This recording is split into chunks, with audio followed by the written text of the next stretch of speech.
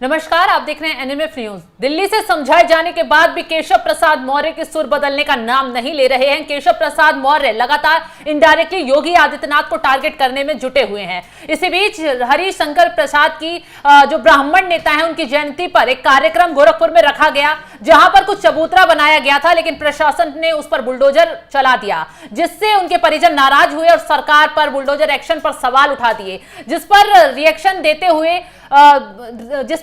देते हुए केशव प्रसाद मौर्य ने कहा कि ये जो मसला है वो गोरखपुर वाले देखेंगे, इससे सरकार का कोई लेना देना नहीं है। तो यानी कि इनडायरेक्टली केशव प्रसाद मौर्य ने गोरखपुर का नाम लेकर योगी आदित्यनाथ को टारगेट करने की कोशिश यहां अभिषेक की है।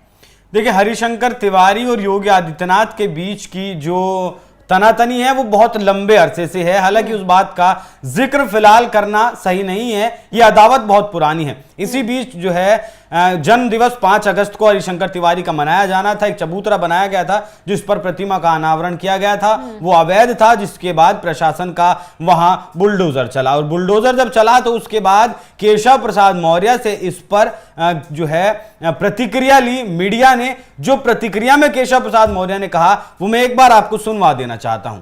गोरखपुर में हरिशंकर तिवारी जी की प्रतिमा लगने के लिए चबूतरा बन रहा था, कल प्रशासन। ये गोरखपुर वाले जाने यार, ये सरकार का मामला नहीं।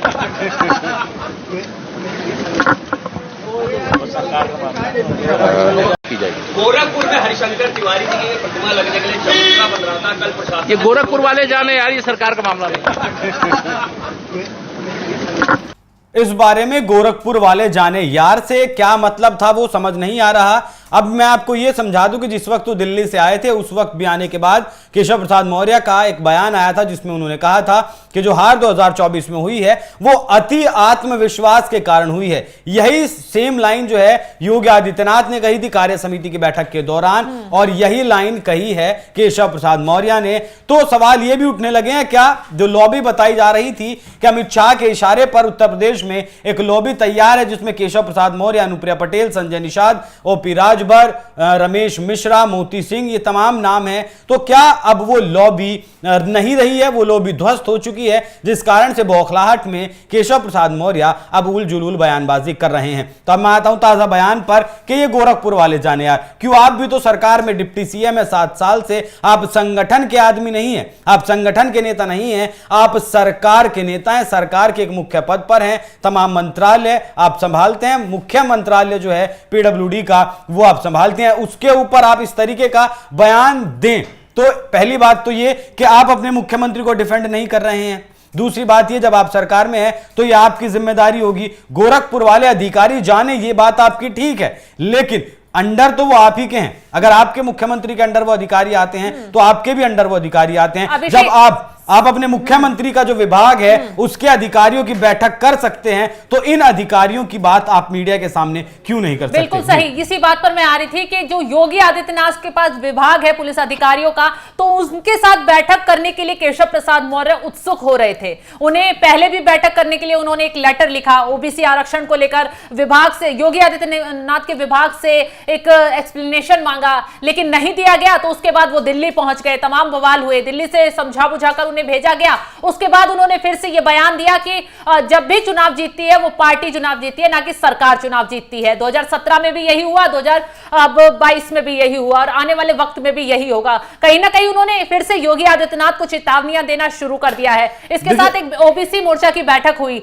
बैठक में जैसे ही योगी आदित्यनाथ के नाम का अनाउंसमेंट हुआ, केशव प्रसाद मौर्य वहां से तुरंत भाग कर निकल गए। बहुत तेजी में वो जाते हुए उस वीडियो में दिखाई दे रहे हैं। तो केशव प्रसाद मौर्य कहीं ना कहीं उनके मन में अभी बहुत कुछ काला है और वो काला निकल नहीं पाया है, जिसकी वजह से वो लगातार या तो गुटबाजी में अंदर अंदर लगे हुए हैं। बेशक उन्हें समझा दिया गया, लेकिन वो समझने के लिए तैयार नहीं है, और वो नहीं समझेंगे तो हो सकता है आने वाले दिनों में वो अपने ही हाथों से अपने पैर पर कुल्हाड़ी मार लें। कुल्हाड़ी तो वो मार चुके हैं, क्योंकि मांग ऐसी उठने लगी है। जिस वक्त कैबिनेट की मीटिंग्स योगी आदित्यनाथ के द्वारा बुलाई गई थी और वो उनमें नहीं पहुंचे तो उन पर अनुशासनहीनता की कार्रवाई होनी चाहिए और दोनों जो मुख्यमंत्री हैं उन्हें उनके पद से बर्खास्त कर देना चाहिए। अब यहां आपको मैं ये बता दूं कि योगी आदित्यनाथ वर्सेस केशव प्रसाद मौर्य बीजेपी में चल रहा है, वहीं दूसरी तरफ केशव प्रसाद मौर्य की जड़ काटने में अखिलेश यादव भी लगे हुए हैं, क्योंकि इस बार जो वोट ट्रांसफर हुआ है ओबीसी का, उसका कारण है कि अखिलेश यादव 37 सीटों पर जा पहुंचे और अखिलेश यादव बिल्कुल नहीं चाहेंगे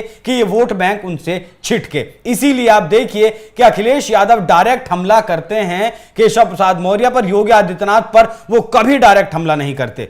केशव प्रसाद मौर्य पर करते हैं, वो इसलिए करते हैं क्योंकि वो केशव प्रसाद मौर्य को राजनीतिक तौर पर खत्म कर देना चाहते हैं। उत्तर प्रदेश में बीजेपी के लिहाज से इस वक्त सबसे बड़ा चेहरा ओबीसी समाज का अगर है तो वो केशव प्रसाद मौर्य ही है। अगर इस चेहरे की छवि को धूमिल कर दिया जाएगा, खराब कर दिया जाएगा, वजन उनकी बातों का कम कर दिया जाएगा, तो सीधे सीधे वो वोट कहां जाएगा, अखिलेश यादव उस वोट को साध सकते हैं। इस घटना पर अखिलेश यादव ने भी एक ट्वीट किया है, जरा वो भी दिखाइएगा।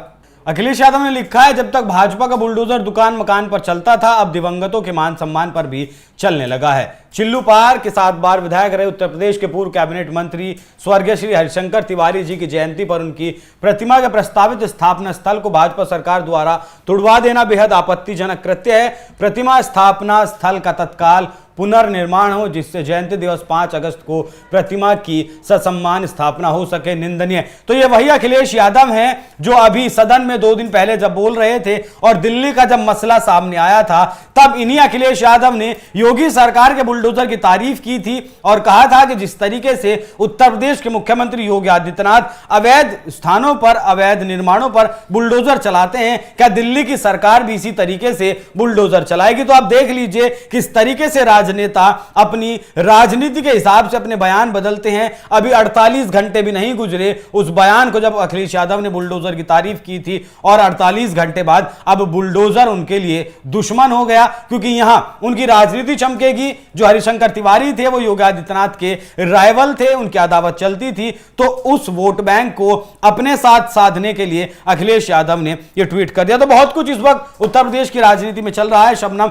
लेकिन केशव प्रसाद मौर्य के बारे में मैं कह देना चाहता हूं कि दोहरी मार केशव प्रसाद मौर्य पर पड़ने वाली। अगर केशव प्रसाद मौर्य ने अपनी ये जो नाक की लड़ाई है, जो सोच रहे हैं कि वो पता नहीं कितने बड़े नेता बीजेपी के हैं, तो वो बता दूं कि नेता बनाए जाते हैं, नेता खुद नहीं बनते हैं। केशव प्रसाद मौर्य को अगर बीजेपी की तरफ से नेता बनाया गया है, उसका वो फल नहीं दे पाए हैं, परिणाम वैसे नहीं दे पाए केशव प्रसाद मौर्य, और एक झटके में जिस तरीके से अमित शाह के खिलाफ बोल रहे हैं, योगी आदित्यनाथ के खिलाफ बोल रहे हैं, एक झटके में दिल्ली उन्हें जो है राजनीतिक तौर पर उनकी जो छवि बनी है उसे एक झटके में वो खत्म भी कर सकती है। तो हरिशंकर तिवारी को लेकर अब उत्तर प्रदेश में राजनीति तेज हो गई है। अखिलेश यादव ने इस मुद्दे पर कूदने की कोशिश की है, हालांकि बीजेपी की तरफ से फिर उन्हें तगड़ा जवाब दिया जाएगा, क्योंकि जब से अखिलेश यादव बीजेपी और केशव प्रसाद मौर्य के बीच में बवाल की खबरें आई, दिल्ली तक मसला पहुंचा, तो अखिलेश यादव ने कई बार बयान दिया, ट्वीट किए, मॉनसून ऑफर दिया, लेकिन केशव प्रसाद मौर्य ने ही अखिलेश यादव को जवाब देकर उनकी बोलती बंद की है। और एक बार फिर अखिलेश यादव ने हरिशंकर तिवारी पर जो बयान दिया है उस पर वो बुरे फंस सकते हैं और बीजेपी जल्द उन्हें जवाब दे सकती है। फिलहाल तमाम खबरों की अपडेट के लिए आप बने रहिए हमारे साथ। नमस्कार।